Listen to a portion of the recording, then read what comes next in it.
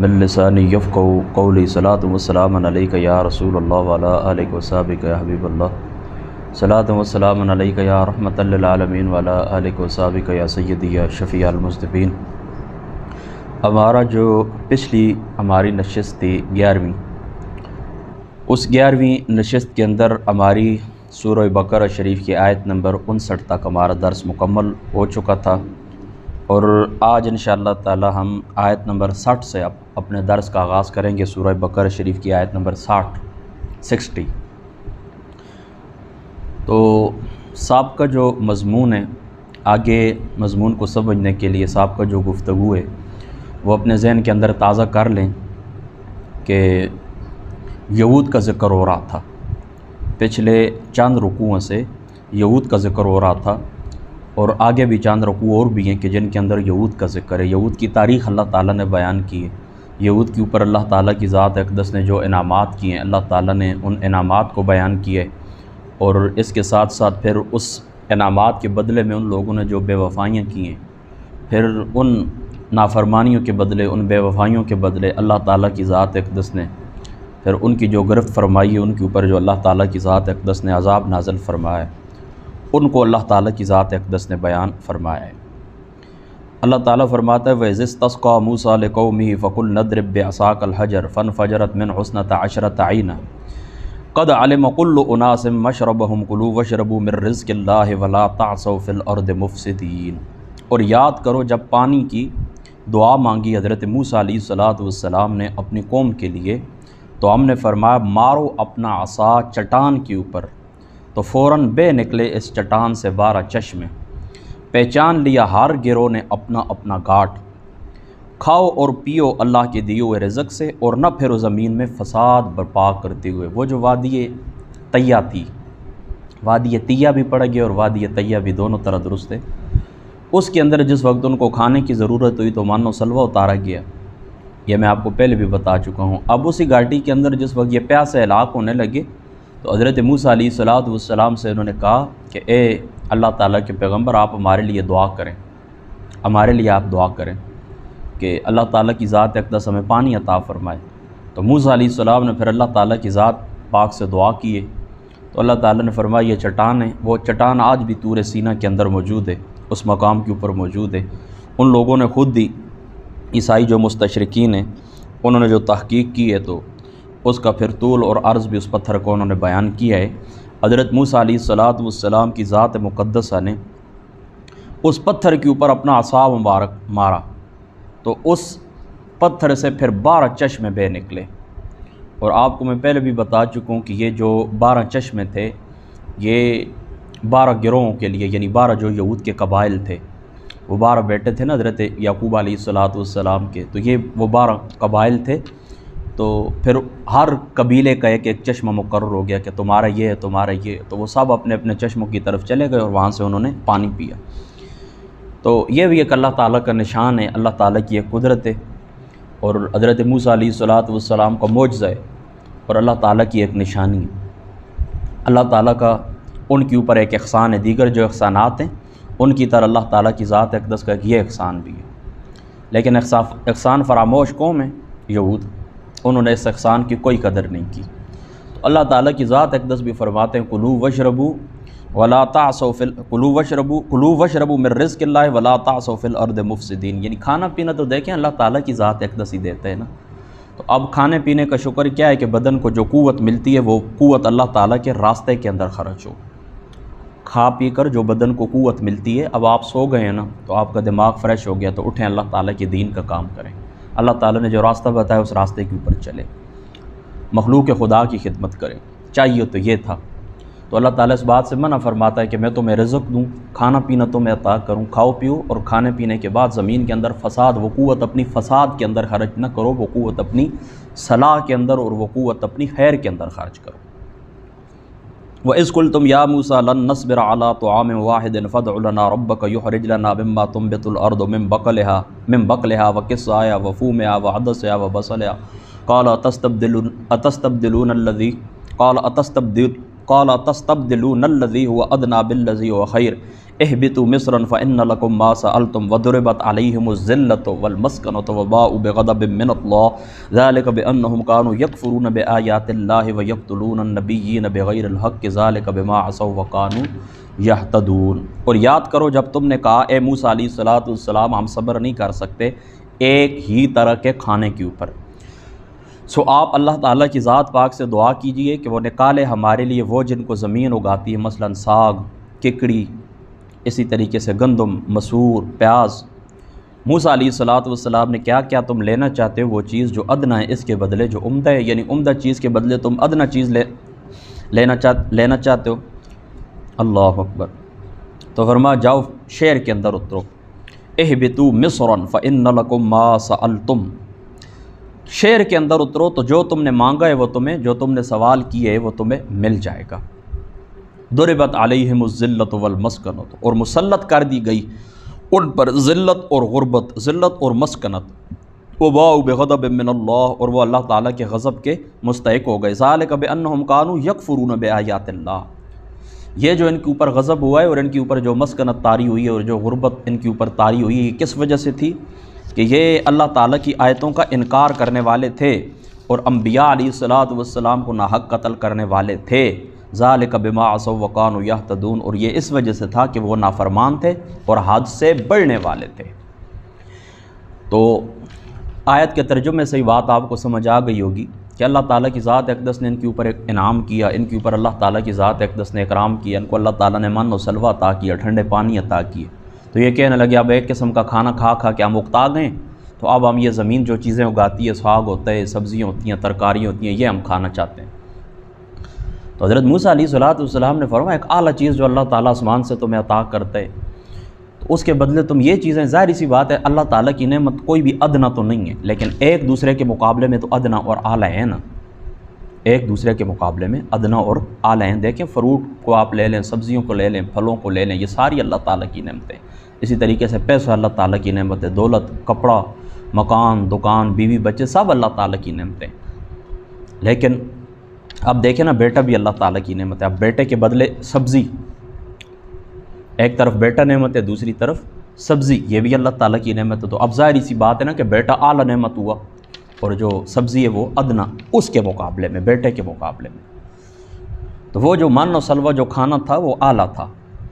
تو موسیٰ علیہ السلام فرمانے لگے کہ تم عمدہ کے بدلے ادنا لینا چاہتے ہو، اچھا چلو پھر فلاں شہر کی طرف اترو۔ اس شہر کے اندر بھی علماء کا اختلاف ہے، بعض نے کیا کہا، بعض نے کہا مصر سے مراد مصر ہی ہے،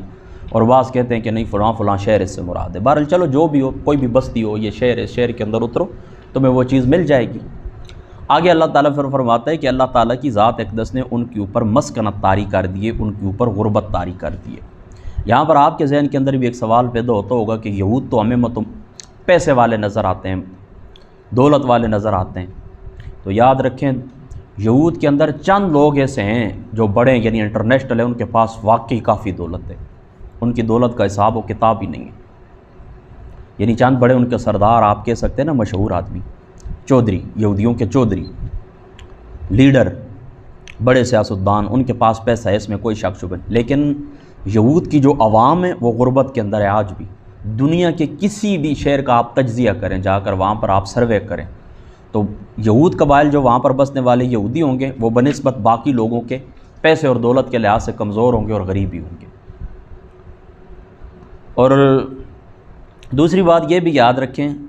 کہ ان کے اوپر ذلت طاری ہوئی، مسکنت طاری ہوئی، اس طرح بھی ہو سکتا ہے کہ پیسہ دولت ان کے پاس ہے، اس میں کوئی شک شبہ نہیں ہے، لیکن ان کے اندر حرص ہے، اور جو حریص آدمی ہوتا ہے وہ ہمیشہ غریب ہی رہتا ہے، یہ بات یاد رکھیں۔ دیکھیں نا میرے پاس کروڑ روپے آ جائے، 2 آ جائیں، 4 آ جائیں،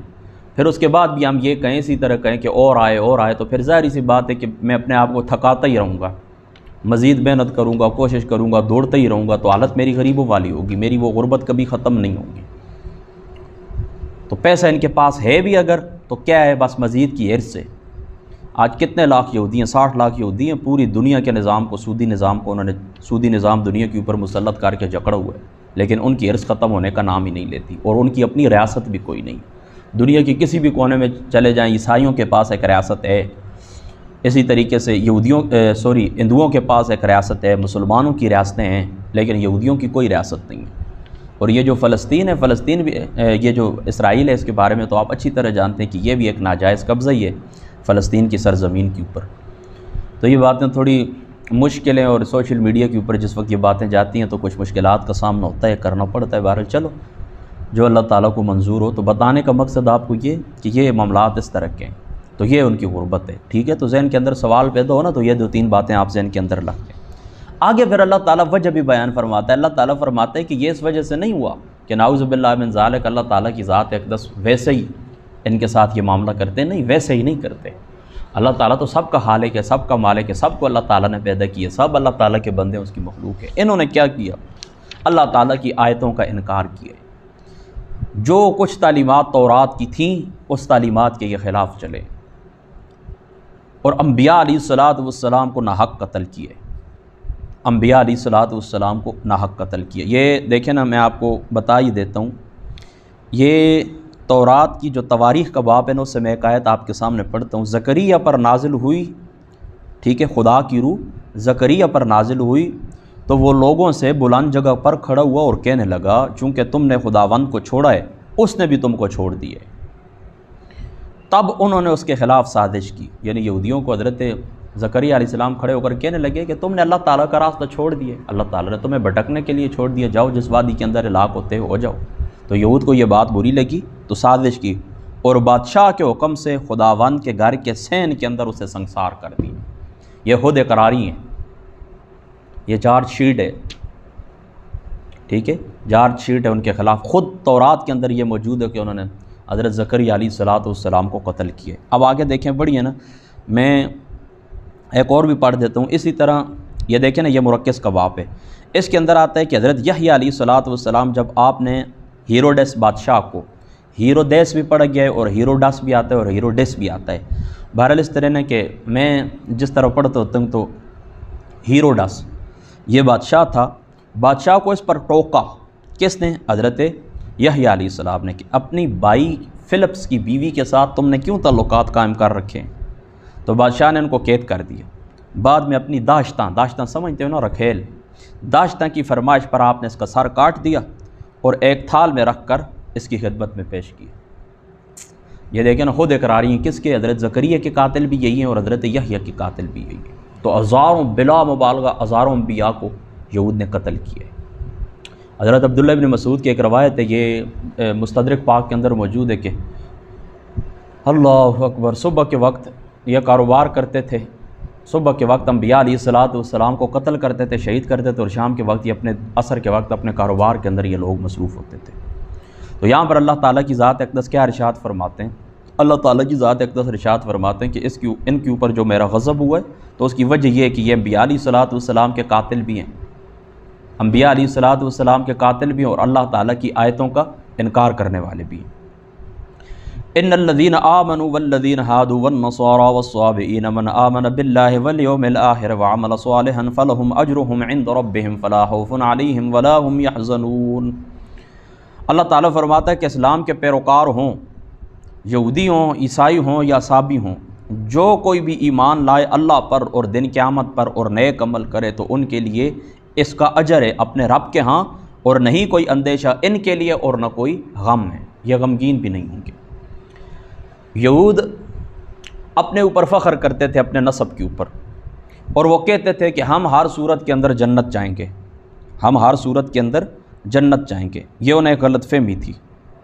ہر صورت کے اندر جنت جائیں گے۔ تو اللہ تعالیٰ کی ذات اقدس نے یہاں پر ان لوگوں کا رد کیا ہے کہ نجات کا دار و مدار قومیت کے اوپر نہیں ہے، کہ تم قوم یہود سے تعلق رکھتے ہو تو تم نجات پا جاؤ گے، نہیں، کوئی شخص ہو، کوئی شخص بھی ہو، چاہے وہ یہودی ہو، چاہے وہ نصرانی ہو، چاہے وہ صابی ہو، ایمان لائے اللہ تعالیٰ کی ذات اقدس کے اوپر، آمن باللہ والیوم الآخر، اللہ تعالیٰ کی ذات اقدس کے اوپر ایمان لائے، آخرت کے اوپر ایمان لائے، تو اللہ تعالیٰ فرماتے ہیں کہ اس کا اجر اپنے رب کے ہاں اجر ہے، اور اللہ تعالیٰ کی ذات اقدس قیامت والے دن، یعنی ان لوگوں کو کوئی غم اور کوئی خوف کسی قسم کا نہیں ہوگا۔ تو اس آیت کے اندر ان کا رد کیا گیا، یہودیوں کا رد کیا گیا ہے۔ کیوں رد کیا گیا ہے؟ کہ وہ اپنی قوم کے اوپر، اپنی قومیت کے اوپر بڑا فخر کرتے تھے اور اسی کو نجات مدار سمجھتے تھے، تو اللہ تعالیٰ نے ان کا رد کیا ہے۔ تو مسلمانوں کو بھی اس بات کے اوپر دیکھیں نا، اللہ تعالیٰ کی ذات اقدس نے یہاں پر پہلا خطاب مسلمانوں کی کیا ہے، ان الذین آمنوا، وہ جو ایمان لائے۔ پھر اس کے بعد ہادو والنصارى والصابین۔ اور صحابیوں کے متعلق بھی یاد رکھیں کہ حضرت عمر فاروق رضی اللہ تعالیٰ عنہ آپ اور حضرت ابن عباس رضی اللہ تعالیٰ عنہ آپ انہیں اہل کتاب میں شمار کرتے تھے۔ اپنے دین سے ہر شخص جو ایک دین کو چھوڑ کر دوسرے دین کے اندر داخل ہو جائے نا تو اس کو صحابی کہتے ہیں، اور اصطلاح کے اندر یہ ایک مذہبی فرقے کا نام ہے۔ یہ شام اور عراق کی سرحد کے اوپر آباد تھا، اور یہ لوگ توحید کے قائل بھی تھے اور رسالت کے قائل بھی تھے، توحید کے قائل بھی تھے اور رسالت کے قائل بھی۔ یہاں پر ایک ذہن میں آپ کے سوال پیدا ہوگا کہ اللہ تعالیٰ نے فرمایا کہ جو کوئی ایمان لا اللہ کے اوپر آخرت کے اوپر تو وہ بخشا جائے گا، تو اس کا مطلب ہے رسالت ضروری نہیں ہے، باقی فرشتوں کے اوپر ایمان، کتابوں کے اوپر ایمان یہ ضروری نہیں ہے۔ تو یہاں پر یہ بات یاد رکھیں کہ یہاں پر جز بول کر کل مراد لیا گیا ہے، جز بول کر کل مراد لیا گیا ہے۔ جس طرح آپ جز بولتے ہیں نا، جز بول کر کل مراد آپ لیتے ہیں کہ نہیں لیتے؟ مثال کے طور پر سورۃ الفاتحہ شریف کو لے لیں، میں آپ کو کہتا ہوں الحمد شریف سنائیں، تو اس کا مطلب یہ تو نہیں کہ آپ صرف الحمدللہ پڑھ دیں، اس کا مطلب پوری سورۃ الفاتحہ، پوری سورۃ الفاتحہ۔ اسی طریقے سے نا ہم بعض دفعہ اس طرح کرتے ہیں نا کہ فلاں کے چہرے کی زیارت کے لیے جاتے ہیں، تو اس سے مراد پورا شخص ہی ہوتا ہے، یہ نہیں کہ صرف آپ جا کر اس کا چہرہ، چونکہ اشرف اعضاء میں سے ہے نا، تو یہ مراد لے کر کل فلاں کے چہرے کی زیارت کے لیے جاتے ہیں، یعنی اس شخص کی ملاقات کے لیے جاتے ہیں۔ تو یہاں پر بھی اسی طرح ہے، یعنی ایمان کے اندر سب کچھ آ جاتا ہے، آخرت بھی آ جاتی ہے، ایمان کے اندر فرشتوں کے اوپر ایمان بھی آ جاتا ہے، اللہ کے اوپر، رسولوں کے اوپر، نبیوں کے اوپر، اچھی بری تقدیر کے اوپر، ٹھیک ہے۔ تو یہاں پر جز بول کر کل مراد دیا گیا، یہاں پر سارا ایمان، یعنی ایمان کے جتنے بھی جزیات ہیں، سارے ایمان کے جتنے بھی ارکان ہیں، سب مراد ہیں۔ وَإِذَا أَخَذَ اللَّهُ مِيثَاقَكُمْ وَرَفَعْنَا فَوْقَكُمُ الطُّورَ خُذُوا مَا آتَيْنَاكُمْ بِقُوَّةٍ وَاذْكُرُوا مَا فِيهِ لَعَلَّكُمْ تَتَّقُونَ۔ اور یاد کرو جب ہم نے لیا تم سے پختہ وعدہ اور بلند کیا تم پر طور کو، اور حکم دیا پکڑ لو جو ہم نے تمہیں دیا ہے مضبوطی سے، اور یاد رکھنا وہ احکام جو اس میں درج ہیں، شاید کہ تم پرہیزگار بن جاؤ۔ یہ نافرمانیاں کرتے تھے یہودی، تو حضرت جبریل علیہ السلام آئے تو پھر طور کا پہاڑ ان کے اوپر اٹھا دیا، یہ نشانی تھی۔ یعنی یہ بات یاد رکھیں، یہ اس لیے نہیں تھا کہ زبردستی منوانا مقصود نہیں تھا کہ ان کو عذاب دکھا کر اور کہیں کہ ایمان لے۔ دیکھیں زبردستی تو ایمان نہیں ہوتا، اور اسلام زبردستی ایمان کا قائل کوئی شریعت بھی نہیں ہے۔ زبردستی ایمان، تلوار کے زور کے اوپر ایمان کسی سے منوانا، اس کی کوئی شریعت بھی قائل نہیں ہے۔ یہ ایک اللہ تعالیٰ کی نشانی تھی، یعنی پہاڑ کو اوپر اٹھانا نا، یہ ایک اللہ تعالیٰ کی نشانی تھی، تم یقین کر لو کہ یہ نبی ہیں۔ تو پھر اللہ تعالیٰ نے ان سے عہد لیا، وعدہ لیا، اس طور کو اٹھا کر جبریل نے طور کو اٹھایا، یہ ان کے لیے ایک نشانی تھی کہ یہ تورات کو پکڑو، اس کے اندر جو احکام ہیں اس کو پکڑو، یاد کرو ان کو، لعلکم تتقون، تاکہ تم تقوی اختیار کرو، متقی اور پرہیزگار بن جاؤ۔ ثم تولیتم من بعد ذلک، پھر منہ موڑ لیا تم نے پختہ وعدہ کرنے کے بعد۔ ان لوگوں نے کیا کیا تھا؟ اللہ تعالیٰ کی ذات اقدس کے ساتھ وعدہ کرنے کے بعد کہ اللہ پاک تیرے احکام کے اوپر، تورات کے جو احکام ان کے اوپر چلیں گے، اس وعدے کو ان لوگوں نے توڑ دیا۔ وَلَوْلَا فَضْلُ اللَّهِ عَلَيْكُمْ وَرَحْمَتُهُ لَكُنْتُمْ مِنَ الْخَاسِرِينَ، تو اگر تم پر اللہ تعالیٰ کا فضل اور اس کی رحمت نہ ہوتی تو تم ضرور ہو جاتے نقصان اٹھانے والوں میں سے۔ اللہ تعالیٰ کے فضل اور اللہ تعالیٰ کی رحمت سے کیا مراد ہے؟ بعض مفسرین فرماتے ہیں کہ اللہ تعالیٰ کے فضل اور رحمت سے مراد اللہ تعالیٰ کا عذاب کو ٹالنا، عذاب کے اندر تاخیر کرنا،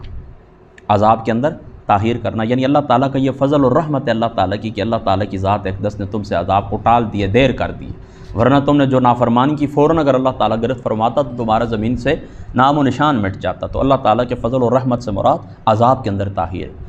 اور دوسرا بعض مفسرین فرماتے ہیں کہ فضل اور رحمت سے مراد حضور محمد مصطفیٰ احمد مجتبیٰ صلی اللہ تعالیٰ علیہ وآلہ وسلم، آپ کی ذات مقدس ہے کہ حضور علیہ السلام کی بعثت ہوئی تو حضور علیہ السلام نے تمہیں وہ بھولا ہوا سبق یاد دلا دیا،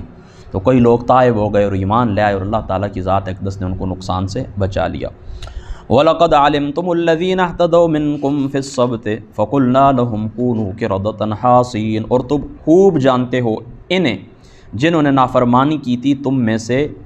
سبت کے قانون کی، تو ہم نے حکم دیا انہیں کہ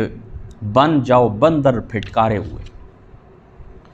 ٹھیک ہے، یہ دیکھیں اللہ تعالیٰ تاکید کے ساتھ فرماتا ہے کہ تم خوب جانتے ہو ان لوگوں کو، یہ بھی بنی اسرائیلی تھے، یہودی تھے،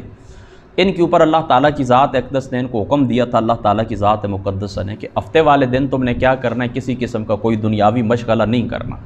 ہفتے والے دن اللہ تعالیٰ کی ذات مقدسہ کا ان لوگوں کے لیے حکم یہ تھا کہ تم لوگ اللہ تعالیٰ کی عبادت کرنا ہے، تم نے کسی قسم کی نافرمانی نہیں کرنی ہے، یعنی عبادت کرنی ہے، کوئی دنیاوی کوئی یہ جو ہوتی ہیں کھیتی باڑی ہوتی ہے، زراعت ہوتی ہے، کوئی شکار کرنا ہوتا ہے، کچھ نہیں کرنا۔ تو پھر اس طرح ہوا کہ ہفتے والے دن یا تو اللہ تعالیٰ نے امتحان کے طور کے اوپر اس طرح کیے کہ مچھلیوں کو اللہ تعالیٰ نے حکم دیا وہ سمندر سے اس دریا سے باہر آ جاتی تھی اور بڑی اچھل اچھل کے باہر کناروں کے اوپر آ جاتی تھی، ان لوگوں کا امتحان تھا، ان لوگوں کی آزمائش تھی۔ یا پھر اس طرح بھی ہوتا ہے کہ جس وقت یہ مچھلیاں یا کوئی بھی جو جانور ہوتے ہیں جن کا آپ شکار کرتے ہیں، تو یہ جس وقت شکاری سے بے خوف ہو جاتے ہیں، معلوم ہوتا ہے کہ کوئی کسی قسم کا شکاری نہیں ہے، تو یہ اٹکیلیاں کرتے ہیں، مستیاں کرتے ہیں۔ تو اس طرح بھی ممکن ہے کہ اللہ تعالیٰ کی ذات اقدس نے مچھلیوں کے قلوب کے اندر یہ بات رکھ دی ہو کہ آج کا دن تمہاری آزادی کا دن ہے، تمہیں کوئی شکار نہیں کرتا، تو یہ مستی کرتی ہوں، یہ اٹکیلیاں کرتی ہیں اور یہ باہر آ جاتی ہوں۔ اس طرح بھی ممکن ہے، اور اس طرح بھی ممکن ہے کہ اللہ تعالیٰ نے امتحاناً اس طرح کیا ہو کہ کیا یہ میرے احکام کے اوپر پورا اتر لیبلوکم ایکم احسن عملا، امتحان اللہ تعالیٰ نے کیا ہو کہ ہو سکتا ہے یہ میرے حکم کے اوپر پورے اترتے ہیں یا نہیں اترتے۔ تو ان لوگوں نے کیا کیا، علامہ مراد آبادی صاحب رحمۃ اللہ تعالیٰ علیہ آپ لکھتے ہیں کہ ان لوگوں نے اس طرح کیا کہ جمعے والے دن جا کر دریا کے کنارے چھوٹے چھوٹے گڑھے کر دیا کرتے تھے۔ اب ہفتے والے دن مچھلیاں آتی تھیں تو ان گڑھوں کے اندر مچھلیاں کیا ہو جاتی تھیں، پیک ہو جاتی تھیں، تو یہ اوپر سے اس کو بند کر دیتے تھے۔ پھر ہفتے والا دن آتا تھا تو وہ تو ظاہری سی بات ہے کہ ان کا عبادت کا دن تھا، تو اب اس طرح وہ شکار تو نہیں کر سکتے تو کہتے یہ دیکھو یہ تو ہمیں باہر سے ملی، ہم نے کوئی کسی قسم کا شکار نہیں کیا ہے۔ اور اس طرح بھی ہو سکتا ہے، بعض اس طرف بھی اشارہ کیا کہ ہفتے والے دن یہ اس طرح کرتے تھے کہ گڑھے وغیرہ کر دیتے تھے ہفتے والے دن، کام تو کوئی نہیں کرتے تھے، یا جمعے والے دن ہی گڑھے کر دیا کرتے تھے، پھر ان کو بند کر دیا، اتوار والے دن نکال لیا کرتے تھے۔ بہرحال جس طرح بھی ہو کہ یہ انہوں نے ایک ہیلا کیا تھا،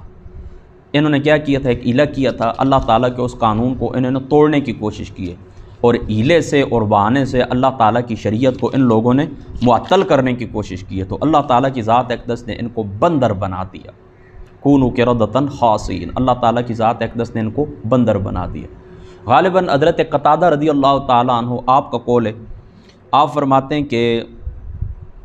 حضرت مجاہد کا قول ہے، یہ فرماتے ہیں کہ ان کا یہ مسخ لغوی تھا، یعنی صورتیں ان کی بالکل درست تھیں، ان کی جو فکر تھی یہ مسخ ہو چکی تھی، ان کی جو عادتیں تھیں، بری عادتیں تھیں، وہ بندروں والی عادتیں ہو گئی تھیں، جس طرح بندر بری بری حرکتیں کرتے ہیں نا، تو اس طرح یہ حرکتیں کرنا شروع ہو گئے تھے، باقی ان کی شکل درست تھی۔ بہرحال جمہور علماء کا قول یہ ہے کہ ان کی شکلیں بگڑ چکی تھیں، یہ بندر بن چکے تھے، اور اسی طریقے سے ان کی جو فکر تھی یہ بھی مسخ ہو چکی تھی، ان کی فکر بھی مسخ ہو چکی تھی۔ تو یہاں پر یہ بات بھی یاد رکھیں کہ جو لوگ اللہ تعالیٰ کے قانون کا مذاق اڑاتے ہیں، اللہ کی آیتوں کا انکار کرتے ہیں، انبیاء علیہ الصلاۃ والسلام کا انکار کرتے ہیں،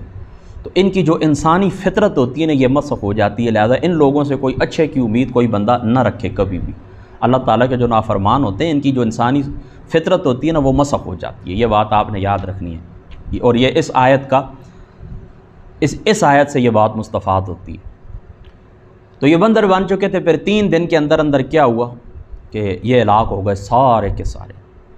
جو چیز عذاب کے طور پر اللہ تعالیٰ جن کی شکلیں بگاڑ دے اور وہ دوسری جنس کے اندر تبدیل ہو جائیں تو یاد رکھیں ان کی نسلیں آگے نہیں چل سکتی، لہذا 3 دن کے اندر اندر یہ سارے کیا ہو گئے تھے، ہلاک ہو گئے تھے۔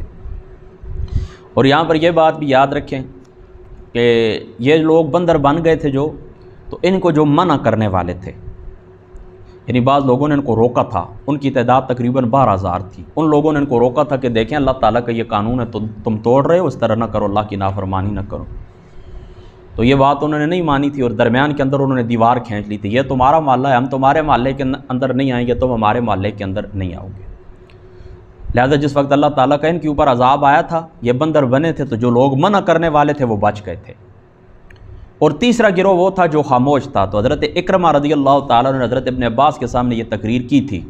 یہ تقریباً تفصیلی روایت مستدرک پاک کے اندر، مستدرک اعلیٰ سیین کے اندر ہے، حضرت اکرمہ نے یہ تقریر کی کہ ان لوگوں نے اپنا فریضہ ادا کر دیا تھا، یعنی دیکھیں نا جو امر بالمعروف و نہی عن المنکر ہوتا ہے، یہ فریضہ اس طرح ہوتا ہے نا کہ اگر بعض لوگ بھی ادا کرتے ہیں نا یہ فرض کفایہ ہوتا ہے، تو باقیوں کے ذمہ سے یہ بات ساقط ہو جاتی ہے،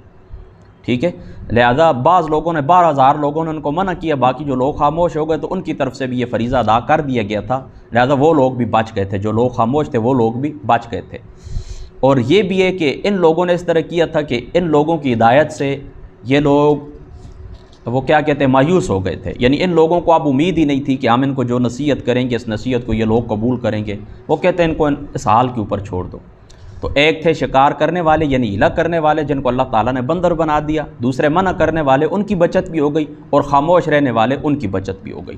ٹھیک ہے، دل کے اندر تو وہ بھی برا سمجھتے تھے نا، خاموش ہو گئے تھے، کسی وجہ سے بول نہیں سکتے تھے، کہتے ہیں کہ یہ ہماری نصیحت پکڑتے نہیں ہیں، سنتے نہیں ہیں، لہذا چھوڑ دیتے ہیں ان کو۔ فَجَعَلْنَاهَا نَكَالًا لِمَا بَيْنَ يَدَيْهَا وَمَا خَلْفَهَا وَمَوْعِظَةً لِّلْمُتَّقِينَ۔ آگے اللہ تعالیٰ کی ذات اقدس فرماتے ہیں پس ہم نے بنا دیا اس سزا کو عبرت ان کے لیے جو اس زمانہ میں موجود تھے اور جو بعد میں آنے والے تھے، نصیحت بنا دیا پرہیزگاروں کے لیے۔ یہ جو واقعہ تھا اللہ تعالیٰ کی ذات اقدس نے اس زمانے والوں کے لیے بھی اور بعد والوں کے لیے بھی اللہ تعالیٰ کی ذات اقدس نے اس کو عبرت بنایا، تبھی تو اللہ تعالیٰ نے ان واقعات کو بیان کیا ہے۔ ورنہ دیکھیں نا، قرآن کوئی واقعات کو بیان کرنے والی کتاب تو نہیں ہے، یہ تو انسانی نفوس کی تہذیب کے لیے اللہ تعالیٰ نے نازل کی ہے۔ لہذا ماضیہ کے جتنے بھی واقعات اللہ تعالیٰ نے بیان کیے ہیں نا، آپ دیکھ لیں کہ ان کے اندر تاریخی تسلسل کو مد نظر نہیں رکھا گیا، بس بیان کا مقصد کیا تھا کہ آپ لوگ نصیحت پکڑیں۔ تو آپ لوگ اس بات سے نصیحت پکڑیں کہ جو اللہ تعالیٰ کے قانون کو ہیلوں اور بہانوں سے توڑتے ہیں، وہ اللہ تعالیٰ کو ناراض کرتے ہیں، تو پھر اس کی صورت میں اللہ تعالیٰ کا عذاب نازل ہوتا ہے۔ ان کی شکلیں ہماری چونکہ حضور نبی پاک صلی اللہ تعالیٰ علیہ وآلہ وسلم کی امت مرحومہ ہیں، حضور کی ان کے لیے دعا ہے، تو ان کی جو فطرت ہے نا یہ مسخ ہو جاتی ہے۔ آپ کئی لوگوں کو دیکھتے ہیں کہ وہ انسانی شکل والے ہوتے ہیں لیکن اندر ان کے دل بڑے بیڑیوں والے ان کے دل ہوتے ہیں، اور بڑے وہ برے کام کرتے ہیں۔ زبان کے اوپر ان کی شہد ہوتا ہے اور دل ان کے جو ہوتے ہیں تو وہ ایلوے سے بھی زیادہ کڑوے ہوتے ہیں۔ وَإِذْ قَالَ مُوسَىٰ لِقَوْمِهِ إِنَّ اللَّهَ يَأْمُرُكُمْ أَن تَذْبَحُوا بَقَرَةً قَالُوا أَتَتَّخِذُنَا هُزُوًا قَالَ أَعُوذُ بِاللَّهِ أَنْ أَكُونَ مِنَ الْجَاهِلِينَ۔ اور یاد کرو جب کہا موسیٰ علیہ السلام نے اپنی قوم سے کہ اللہ تعالیٰ حکم دیتا ہے تمہیں کہ تم ذبح کرو ایک گائے، وہ بولے کہ آپ ہمارا مذاق اڑاتے ہیں؟ آپ نے کہا میں پناہ مانگتا ہوں خدا سے کہ میں شامل ہو جاؤں جاہلوں کے گروہ میں سے۔ یہ اس طرح ہوا تھا کہ بنی اسرائیل کے اندر ایک امیر آدمی تھا، بوڑھا آدمی تھا، امیر آدمی تھا، بڑی اس کی دولت تھی، تو اس کا ایک ہی بیٹا تھا۔ تو اس امیر آدمی کے جو بھتیجے تھے انہوں نے اس اپنے چاچو کے بیٹے کو قتل کر دیا دولت کی وجہ سے، تاکہ یہ چاچو جس وقت مر جائے تو ایک ہی بیٹا تھا وہ بھی چلا جائے اور ساری جائیداد ہم سارے وارث عام بن جائیں۔ تو قتل کر دیا۔ تو صبح اس طرح کرنے لگے کہ حضرت موسیٰ علیہ السلام کے پاس آ گئے، کہنے لگے کہ ہمارا یہ چاچو کا بیٹا قتل ہوا، یعنی خود قاتل بھی اور خود مدعی بھی بن گئے۔ آ کر کہنے لگے ہمارے چاچو کا یہ بیٹا قتل ہو گیا تو آپ اس کا کچھ حل کریں۔ تو حضرت موسیٰ علیہ السلام فرمانے لگے کہ تم اس طرح کرو کہ جا کر ایک گائے ذبح کرو۔ تو وہ کہنے لگے آپ ہمارا مذاق کرتے ہیں۔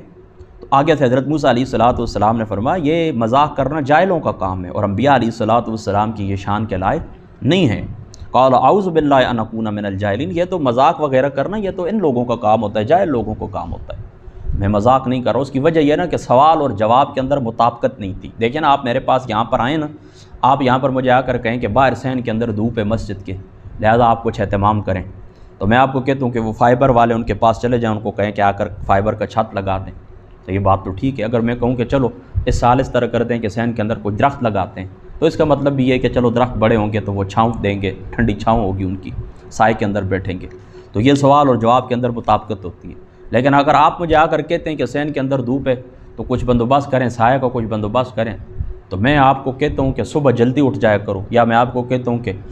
جو آپ کی اجرت ہے 8 گھنٹے کی وہ 1000 روپے کی بجائے 1200 ہونی چاہیے، یا اس کے جواب میں آپ کو کہتا ہوں وہ خرگوشتی آٹک شہر کے فلاں ہوٹل کے اندر آپ چلے جائیں، وہاں پر میری چادر پڑی ہوئی وہ لے کر آ جائیں، وہاں پر فلاں بندے سے ملاقات کریں، تو آپ کہیں گے مولانا صاحب آپ کیا کر رہے ہیں، ہم نے سوال کیا ہے آپ جواب کیا دے رہے ہیں، آپ کیا ہمارے ساتھ مذاق کر رہے ہیں، آپ ہمیں پاگل سمجھتے ہیں، ہم نے بات کچھ اور کی آپ کچھ اور کہتے ہیں۔ تو دیکھیں نا، اب اسی طریقے سے وہ قاتل کا پوچھنے آئے تھے، آگے سے ان کو گائے ذبح کرنے کا کہا گیا ہے، تو قاتل اور گائے کا ذبح کرنا، قتل اور گائے کا ذبح کرنا، ان میں آپس میں کوئی مطابقت تو نہیں ہے نا کسی قسم کی۔ تو انہوں نے کہا کہ آپ اے اللہ تعالیٰ کے پیغمبر آپ ہمارے ساتھ اس طرح مذاق کرتے ہیں، فرمایا یہ تو جاہلوں کا کام ہے۔ تو یہ بات میں آپ کو شروع کے اندر پوری بتا دیتا ہوں، اسی وجہ سے اس سورت کا نام سورہ بقرہ ہے، اس سورت کا نام سورہ بقرہ ہے، چونکہ یہ واقعہ اللہ تعالیٰ نے ذکر اللہ تعالیٰ نے بیان فرمایا ہے، تو اسی وجہ سے بقرہ کا ذکر ہے نا یہاں پر، کہ دیکھیں نا ان تذبحوا بقرہ، اللہ تعالیٰ تمہیں گائے ذبح کرنے کو حکم دیتا ہے، تو اس بقرہ کی نسبت سے سورہ کا نام بھی سورہ بقرہ ہے۔ پھر اس طرح ہوا کہ انہوں نے آگے سے ہیل و جد کرنا شروع کر دی، ان کی طبیعت نہیں تھی گائے ذبح کرنے کی، ان کا ارادہ نہیں تھا، تو انہوں نے آگے سے ہیل وجت کرنا شروع کر دی کہ گائے کیسی ہے، اس کا رنگ کیسا ہو. یہ آگے میں انشاءاللہ ترجمہ آپ کو کر کے سناتا ہوں. تو حدیث پاک کے اندر آتا ہے، علامہ مراد آبادی صاحب رحمۃ اللہ تعالی علیہ، آپ نے اس حدیث پاک کو تفسیر خزائن العرفان کے اندر نقل کیا ہے کہ حدیث پاک کے اندر آتا ہے کہ اگر کوئی ہیل وجت وہ نہ کرتے نا تو کسی قسم کی گائے بھی وہ ذبح کر دیتے، ان کا معاملہ حل ہو جاتا. لیکن انہوں نے آگے سے ہیل وجت کی ہے تو اللہ تعالیٰ نے پھر ان کو مشکل کے اندر ڈال دیا. اب کیا ہوا کہ اسی زمانے کے اندر ایک شخص ایسا تھا جو گزر چکا تھا، تو وہ بڑا نیک پارسا بندہ تھا، اس کا ایک ہی بیٹا تھا، بیوی تھی. تو اس نے اس طرح کیا، اس کے پاس ایک ہی گائے تھی، اس گائے کے اوپر اس نے مور لگائی اور جنگل کے اندر اللہ کے حوالے کر دی. اللہ تعالیٰ سے دعا کی، پاک پروردگار میں اپنی اولاد اور یہ مال اس کا یہ تیرے حوالے کر کے جا رہا ہوں، تو اس کی حفاظت کرنا. تو اب وہ تو دنیا سے چلا گیا. اب یہ بچہ جس وقت جوان ہوا ہے، تقریباً 12-14 سال کی عمر کو، 15 سال کی عمر کو پہنچا ہے، جوان ہوا ہے. تو اس کی والدہ، اس کی امی جان، اس کی ماں اس کو کہنے لگی، اس کی ماما جان اس کو کہنے لگی کہ بیٹا فلاں جنگل کے اندر اللہ تعالیٰ نے، تیرے باپ نے اللہ تعالیٰ کے نام کے اوپر گائے چھوڑی تھی، تو جا کر اس کو لے آئے، فوراً جائیں اس کو لے آئیں. تو یہ بچہ بھی اپنی ماں کا بڑا فرما بردار تھا. یہ بازار کے اندر، وہ جنگل کے اندر گئے، وہاں پر پھر آواز دی ہے تو وہ گائے چل کے اس کے پاس آ گئی. اس نے مور دیکھ لیے کہ ابا جی نے جو مور لگائی تھی، تو یہ اس کو گھر لے کر آ گیا. اب والدہ اس کو کہنے لگی کہ بیٹا بازار کے اندر جائیں اور 3 درہم کے اندر اس کو فروخت کر دیں، 3 دینار کے اندر. اب یہ بازار جاتا ہے اور جا کر کہتے ہیں کہ 3، لیکن والدہ نے یہ شرط رکھ دی تھی کہ جس وقت بات طے ہو گئی نا تو پھر میری اجازت آ کر لینا، اس کے بعد تم نے فروخت کرنی ہے. تو یہ جا کر کہتے ہیں 3 درہم کے اندر، 3 دینار کے اندر میں فروخت کرتا ہوں. تو ایک اللہ تعالیٰ کا فرشتہ آیا ہے، تو اس نے کہا کہ میں تمہیں 6 دینار دیتا ہوں، لیکن یہ شرط ہے کہ جا کر والدہ کو نہیں بتانا. یعنی والدہ کی جو اجازت نامہ ہے نا، شرط ہے درمیان کے اندر کہ والدہ کی اجازت لینا ضروری ہے. اس شرط کو ختم کر دیں تو 6 دینار کے اندر یہ میں آپ سے لینے کے لیے تیار ہوں. اس نے کہا نہیں، والدہ سے تو میں اجازت ضرور لوں گا. یہ گھر کے اندر آتا ہے، اپنی امی کو اپنی ساری بات بتاتا ہے. اس کی امی کہتی ہے چلو بیٹا 6 کے اوپر بھی میں اجازت دیتی ہوں، 6 کے اوپر فروخت کر دے، لیکن جب بات طے ہو گئی تو پھر آ کر میری رضا ضرور لے لینا. یہ پھر گیا تو وہ فرشتہ تھا اللہ تعالیٰ کا، وہ کہنے لگا چلو 6 کے بدلے 12 دینار میں آپ کو دیتا ہوں، لیکن اس طرح والدہ والی جو شرط ہے یہ درمیان سے نکال دے. تو یہ پھر کہتے ہیں نہیں اس طرح تو نہیں ہوگا. تو امی کو آ کر پھر واقعہ سنایا کہ امی اس طرح ہوا. تو وہ والدہ سمجھ گئی، وہ بھی اللہ تعالیٰ کی ولیاں تھیں، انہوں نے بات کو سمجھ لیا کہ یہ کوئی بندہ نہیں ہے، کوئی مطلب کسٹمر نہیں ہے، خریدنے والا کوئی خریدار نہیں ہے، بلکہ یہ اللہ تعالیٰ کی طرف سے ایک فرشتہ ہے. تو یہ اپنے بیٹے کو کہنے لگی بیٹا جا کر اس سے پوچھیں کہ آپ ہمیں اس گائے کو فروخت کرنے کو حکم دیتے ہیں یا نہیں دیتے. تو وہ چلا گیا. تو فرشتے نے کہا نہیں، ابھی اس کو روک لیں، تو ابھی اس کی قیمت طے ہونے والی ہے، کچھ دنوں تک وہ لوگ آپ کے پاس آئیں گے اور اس کی جو کھال ہے نا، اس کھال کے اندر جتنا سونا آئے گا اتنا سونے اس کی آپ کو قیمت ملے گی. تو پھر اسی طرح ہوا ہے کہ اب اللہ تعالیٰ کی ذات اقدس نے ان کو جو گائے تلاش کرنے کو حکم دیا، جو شرطیں رکھی ہے گائے کے اندر فلاں فلاں شرط ہو، تو اب ظاہری سی بات ہے وہ گائے تو مشکل تھی بازار سے ملنا، لہذا بمشکل یہ جو گائے تھی اس بچے کی، اس نیک بچے کی جو اس کا والد اس کے لیے جنگل میں چھوڑ کے گیا تھا، وہ جو شرائط اللہ تعالیٰ نے بیان کی وہ فقط اس گائے کے اندر یہ شرائط پائی جاتی تھی. تو حضرت موسیٰ علیہ السلام کی ضمانت کے اوپر پھر اس کی جو قیمت تھی وہ سونا، یعنی گائے کی جو کھال کے اندر جتنا سونا آتا ہے نا، اتنا سونا اس گائے کی قیمت کے بدلے ادا کیے گئے. تو پھر اسی طرح وہ گائے وہ لے کر آئے، قیمت دے کے گرا، اس کی کھال کے برابر سونا دے کر قیمت دے کر آئے، پھر اس کو ذبح کیا اور اس کا ٹکڑا پھر مقتول کو مارا. یہ حکم تھا کہ گائے کو ذبح کریں، گوشت کا ٹکڑا ایک لیں اور مقتول کو ماریں. مقتول کو ماریں تو یہ زندہ ہو کر اٹھے گا اور یہ کہہ دے گا کہ مجھے کس نے قتل کیا. تو اسی طرح ہوا گائے کا، پھر انہوں نے گائے کو ذبح کیے. سمجھ آ رہی ہے نا؟ گائے کو ذبح کی اور اس مقتول کو ٹکڑا مارا ہے. وہ اٹھ کر کھڑا ہوا اور کہنے لگا یہی میرے چاچو کے بیٹے ہیں کہ جنہوں نے مجھے قتل کیا. ٹھیک ہے، تو یہاں سے کئی سبق ملتے ہیں آگے جا کر انشاءاللہ تعالیٰ. اللہ تعالیٰ کی ذات اقدس نے دیکھا نا یہاں پر گائے کو حکم ہی دیے. کیوں کہ یہ جو بنی اسرائیلی تھی یہ مصر کے اندر رہے تھے، تو وہاں پر انہوں نے دیکھا تھا کہ گائے کی عبادت ہوتی ہے، تو یہ انہوں نے دل کے اندر یہ بات بھی پالی ہوئی تھی. تو اللہ تعالیٰ نے اس سلسلے کو ختم کر دیا ان کے دل سے، تو گائے کو ذبح کرنے کو حکم دیا. ایک بات تو یہ یاد رکھیں. دوسری بات یہ یاد رکھیں کہ جو لوگ اپنی اولاد کو، اپنے مال کو اللہ کے سپرد کرتے ہیں، پھر اللہ تعالیٰ ان کی سونی پرورش فرماتا ہے. اور جو لوگ اپنے والدین کی خدمت کرتے ہیں، وہ بچہ اپنے والدین کا، اپنی والدہ کا بڑا تابعدار تھا. اپنی والدین کو جو لوگ خوش رکھتے ہیں تو ان کے لیے بھی اللہ تعالیٰ غیب سے وہ کروڑوں خربوں روپے، یعنی بڑا عظیم اللہ تعالیٰ رزق ان کے لیے پیدا کرتے ہیں، اور بہت ہی ان کی روزی رزق کے اندر اضافہ ہوتا ہے. یہ باتیں سمجھ دیں، یعنی یہ جو سبق ہے. اور یہاں پر اللہ تعالیٰ کی ذات اقدس آپ کو سمجھانا چاہتے ہیں کہ اللہ تعالیٰ کی ذات اقدس مردوں کو کس طرح زندہ کرے گا. یعنی دیکھیں نا، جو لوگ انکار کرتے ہیں، کہتے ہیں کہ کس طرح ہوگا کہ ہم مر کر مٹی میں مل جائیں گے، ہماری ہڈیاں بھی گل جائیں گی. تو تو یہ اللہ تعالیٰ کی ذات اقدس نے اس واقعے کو بیان کیا، اس سے آپ اس عبرت پکڑیں کہ اللہ تعالیٰ کی ذات اقدس اس بات کے اوپر قادر ہے کہ جو پہلی دفعہ پیدا کرتا ہے وہ دوبارہ بھی پیدا کرنے کے اوپر قادر، اور اس طرح اللہ تعالیٰ کی ذات اقدس ان کو زندہ کرے گا۔ یہ اللہ تعالیٰ کی ذات اقدس نے ایک نشانی بیان فرمائی ہے۔ تو اب یہ جو پورا واقعہ یہ آپ لوگوں کو سمجھ آ گیا ہوگا اچھے طریقے سے۔ بہرحال اب جو ترجمہ ہے نا وہ ترجمہ آپ سن لیں اور بات رکوع ہمارا مکمل ہو جائے گا۔ قال ادع لنا ربک یبین لنا ما ہی، بولے دعا کیجئے ہمارے لیے اپنے رب سے کہ وہ بتائے ہمیں کہ وہ گائے کیسی ہو۔ قال انہ یقول انہا بقرۃ لا فارض ولا بکر عوان بین ذلک فافعلوا ما تؤمرون۔ اللہ تعالیٰ فرماتا ہے وہ گائے بہت زیادہ بوڑھی نہ ہو، بہت زیادہ بچی بھی نہ ہو، بلکہ درمیانی گائے ہو، بہت زیادہ بوڑھی بھی نہ ہو، بہت زیادہ بچی بھی نہ ہو،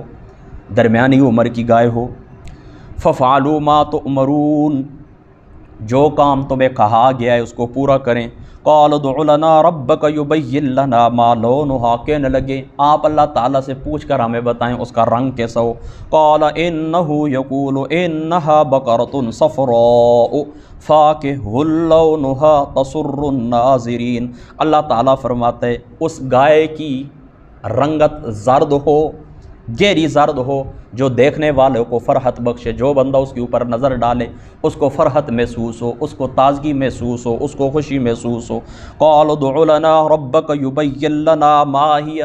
کہنے لگے آپ پھر اللہ تعالیٰ سے پوچھے، اب بات ہمارے اوپر مشتبہ ہو گئی ہے۔ ان البقر تشابہ علینا، وہ گائے کیسی ہو، وَإِنَّا إِن شَاءَ اللَّهُ لَمُهْتَدُونَ، اور اللہ تعالیٰ نے چاہا تو ہم ضرور بالضرور اس کو پا لیں گے، اس کو تلاش کر لیں گے۔ قال انہ یقول انہا بقرۃ لا ذلول تثیر الارض ولا تسقی الحرث مسلمۃ لا شیۃ فیہا قالوا الآن جئت بالحق فذبحوها وما كادوا يفعلون۔ موسیٰ علیہ السلام بولے اللہ تعالیٰ فرماتا ہے وہ گائے ایسی گائے ہو جس سے خدمت نہ لی گئی ہو، ہل چلانے والی،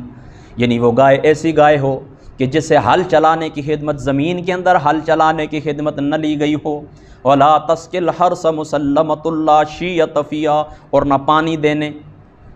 یعنی وہ گائے زمین کے اندر ہل چلانے والی نہ ہو، وہ خدمت بھی اس سے نہ لی گئی ہو، اور زمین کو کھیتیوں کو سیراب کرنے والی خدمت بھی اس سے نہ لی گئی ہو، بے عیب ہو، بے داغ ہو، کسی قسم کا داغ اس کے اندر موجود نہ ہو، کسی قسم کا عیب اس کے اندر موجود نہ ہو۔ اب جب عاجز آ گئے تو کہنے لگے قالوا الآن جئت بالحق، کہنے لگے اے موسیٰ علیہ السلام اب آپ اللہ تعالیٰ کی ذات اقدس پتے والی بات لے کر آ گئے، اب ہمیں پتہ چل گیا ہے۔ فذبحوها، پس ان لوگوں نے کیا کیا، اس گائے کو ذبح کر دیا۔ وما كادوا يفعلون، اور وہ لوگ ایسے لوگ تھے ان کا ارادہ نہیں تھا گائے کو ذبح کرنے والا، گائے کو ذبح کرنے کا ارادہ ان لوگوں کا نہیں تھا۔ تب بھی تو کہنے لگے نا کیسی ہو، رنگ کیسا ہو، اس طرح۔ پھر اللہ تعالیٰ نے فرمایا وہ بہت زیادہ بوڑھی بھی نہ ہو، بہت زیادہ بچی بھی نہ ہو، درمیان کے اندر ہو، پیلا اس کا رنگ، زرد اس کا رنگ ہونا چاہیے، دیکھنے والے کو ٹھنڈک محسوس ہو، فرحت محسوس ہو، ٹھیک ہے۔ اور کھیتی وغیرہ، جس طرح گائے سے کھیتی وغیرہ کا کام لیا جاتا ہے نا پانی دینے کے لیے، اسی طریقے سے زراعت کے لیے اس طرح وہ استعمال بھی نہ کی گئی ہو، کسی قسم کا عیب اس کے رنگ کے اندر، جلد کے اندر موجود نہ ہو۔ تو اب دیکھیں نا یہ جو شرطیں تھیں نا گائے والی، وہ صرف اس گائے کے اندر جو اس بچے کی گائے تھی، پیلے رنگ کی، اسی بچے کی گائے تھی۔ تو پھر وہ لے کر آئے، پھر میں آپ کو بتا چکا ہوں کہ پھر اس کو ذبح کیا گیا، اس کو ٹکڑا مقتول کو مارا گیا، تو وہ مقتول زندہ ہوا، کہنے لگا یہی میرے چاچو کے بیٹے جنہوں نے مجھے قتل کیا۔ اب چاچو کے بیٹے نے چاچو کے بیٹے کو، اپنے کزن کو کیوں قتل کیا؟ جائیداد کے لیے۔ تو یہ ایک بہت بڑا سبب ہے، آج بھی دنیا کے اندر آپ دیکھتے ہیں نا کہ جائیداد کے لیے اپنے ماں باپ کو قتل کر دیا جاتا ہے، چاچوؤں کو قتل کر دیا جاتا ہے، بھائیوں کو قتل کر دیا جاتا ہے۔ تو یہ ایک بہت بڑا سبب ہے اور قتل کا ایک بہت بڑا محرک ہے۔ تو اللہ تعالیٰ کی ذات اقدس نے اس قتل کے اس محرک کو، اس سبب کو ختم کرنے کے لیے اب اللہ تعالیٰ نے یہ قانون دے دیا کہ قاتل مقتول کی وراثت نہیں پائے گا، یعنی جو بندہ کسی کو قتل کرتا ہے نا، کسی کو بھی، تو اس کی اگر اس کو وراثت ملتی ہے تو وہ وراثت والا باپ بند ہو جاتا ہے، اس کو کسی قسم کی کوئی وراثت نہیں ملتی۔ البتہ اتنا ضرور ہے کہ کوئی باغی ہو نا، باغی آپ کا رشتہ دار ہے، تو آپ اس کے مرنے کے بعد اس کے وارث بھی بنیں گے۔ اگر وہ باغی ہو نا، باغی، اور بغاوت میں وہ آپ کے اوپر حملہ کرے اور آپ اس کو مار دیں، اور دوسری صورت یہ ہوتی ہے کہ وہ آپ کے اوپر قاتلانہ حملہ کرے اور آپ اس طرح کریں کہ اپنے ڈیفنس کے اندر، اپنے دفاع کے اندر اس کو مار دیں، تو بے شک آپ اس کے وارث بنیں۔ تو اس طرح نہیں ہوگا، یعنی اس صورت کے اندر بغاوت میں آپ اس کو قتل کر دیں اپنے مورث کو، یا پھر اس طرح کر دیں کہ آپ اپنے دفاع کے اندر اس بندے کو قتل کر دیں۔ کوئی چاچو ہے آپ کا، والد ہے، اسی طریقے سے کوئی بھائی ہے، کوئی بھی ہے، بغاوت کے اندر یا اپنے دفاع کے اندر آپ اس کو قتل کر دیں۔ تو پھر آپ اس کی وراثت پائیں گے۔ بصورت دیگر جو بندہ اپنے مورث کو قتل کرتا ہے تو اس کی وراثت کا وہ وارث نہیں ہوگا۔ تو اللہ تعالیٰ کی ذات اقدس نے اس راستے کو بند کرنے کے لیے، اللہ تعالیٰ کی ذات اقدس نے یہ قانون جاری کر دیا تھا، اب قاتل اب مقتول کا وارث نہیں بنے گا۔ اللہ تعالیٰ کی ذات اقدس عمل کی توفیق عطا فرمائے۔ وآخر دعوانا ان الحمد للہ رب العالمین۔